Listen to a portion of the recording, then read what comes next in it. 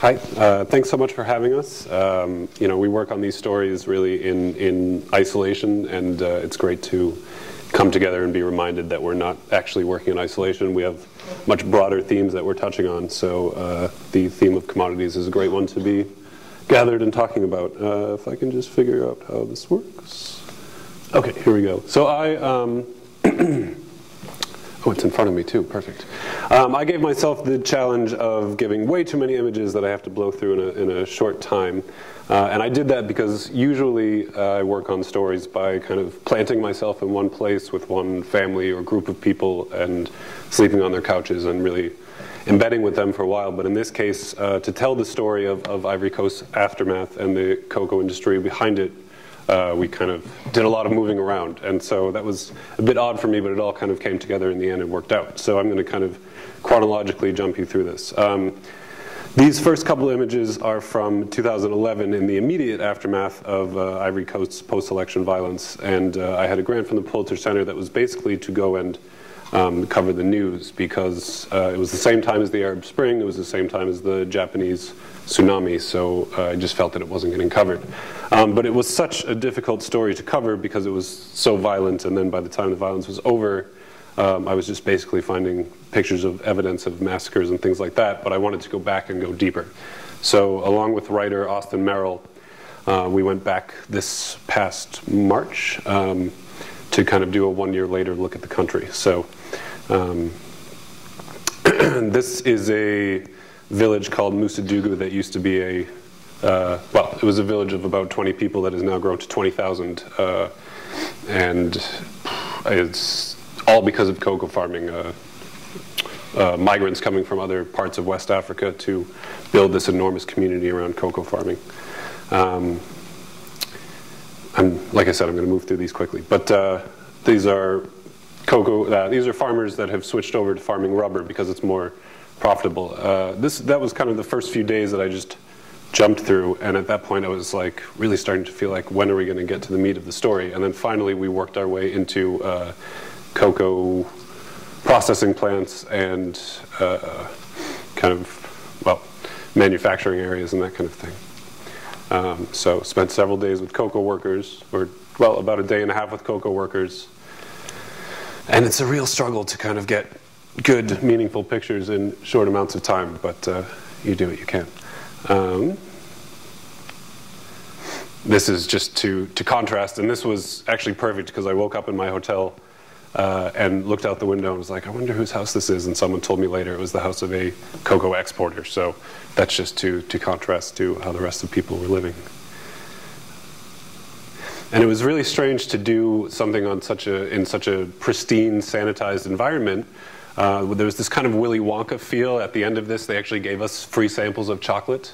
It was super strange. I mean, there's the cocoa butter, you know, the kind of final product of all of these years of conflict and turmoil.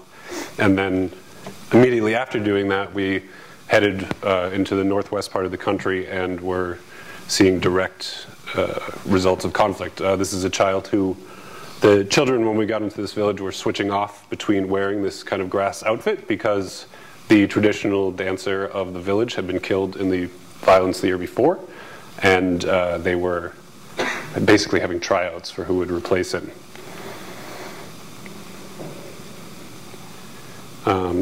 These are cocoa farmers. So this tiny little pod that they have masses of there is what the entire conflict was about, what thousands of people had been killed over. We had to fight and fight and fight our way into these refugee camps, just for about an hour to get a few photos. And then we also needed signs that violence was continuing. So this is a village that most of the destroyed villages that we saw had been destroyed the previous year. This was destroyed just a couple of weeks before we arrived. And again, it was all tension over who owned what farmland. And, you know, of course, this was in March. I mean, things have continued, if not gotten a lot worse in the last 6 months.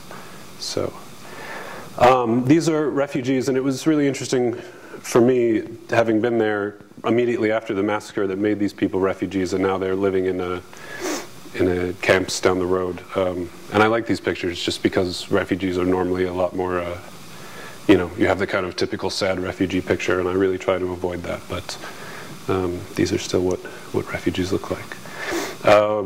One day we were invited to a reconciliation ceremony, again in the area where I saw massacres the year before, and it was super odd because these are all the tribal and religious leaders, and then UN workers and that kind of thing. There was absolutely no one from the villagers. They refused to come. They refused to show up. So we went kind of thinking that we would see this amazing, powerful move forward, but it just didn't end up that way. And then immediately after that, we had to rush over and interview a victim of rape, and of course kept her anonymous. We then tried to head to Liberia to go and visit more refugees and more refugee camps. The major refugee camp is over the line to Liberia. And we were sitting on the border, and our driver and fixer, we got to the border and they wouldn't let him in because he hadn't brought his passport. And we were so enraged, and we sent him back into the town because there was some kind of card or permission that he could get from the town and then come back. And as we were sitting there, we heard that a convoy of refugees was coming from Liberia back into Ivory Coast. And Austin and I had this long kind of discussion of, should we continue going to Liberia? Should we follow these refugees home? Should we split up? This is the problem with the 2-week trip, is you can't do it all. You have all these kinds of decisions. And finally we realized that the most important thing we could do is to follow these refugees back to their homes. So after sitting in the no man's land between two countries for several hours and having the Liberian border guards tell us to stop spying on them, they were convinced we were American spies. We finally decided to turn back around, and so sometimes having your fixer and driver mess up is like the best possible thing. So here we are. We just hopped right into the refugee convoy, UN convoy. And there was a real mix of emotion when we got back. I mean, these, again, people that hadn't been home in a year, and these people were overjoyed. But this is someone whose house, they got back to absolutely destroyed homes. And when he wasn't standing there quietly, he was raving and screaming back and forth about swearing revenge. And we knew then that this would be a situation that would continue for a long time. And this woman, her husband was there when we got to the village, and we said, oh, did you just come back in the convoy? And he said, no, I've been here for a few months. And we said, well, how come your home is still destroyed? Oh, I've been staying with my relatives, waiting for my wife to come back. And then the wife gets back and she immediately starts cleaning up, starts rebuilding the home, starts cooking dinner. And he just stood there and talked to us. So African women are really, really amazing. They should really wield that power more often, I think. But,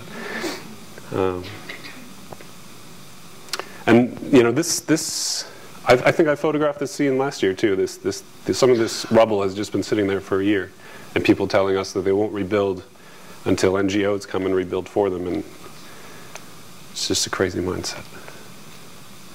And then we must be nearing the end here. This is Helene. As often is the case when you're kind of running through these things, you don't find the story until the end. But this is a village that's literally divided by the road, and the local people who have been there forever are on one side, and the foreigners who at this point have also been there forever but came a few decades ago to start cocoa farming live on the other side. And she is from the local side, but married the chief of the other side, and then the two sides started destroying each other. And so we met her on the very last day, and all I wanted was to just stay and tell the story of this one woman in this one village, and that's what we're trying to go back and do now. And at the same time, Austin interviewed someone from the UN that day and discovered that they were hearing reports that some of the refugee camps were basically housing people that were receiving weapons and then coming out of the UN camps and destroying things, which was mind-blowing to us. So we rode out of the country that day in total frustration, feeling like we hadn't found the story until the very last day, he with that and me with meeting this woman. But hopefully it works as a story anyways. So I think that's it for me. So thank you very much, and Nadia, you're up.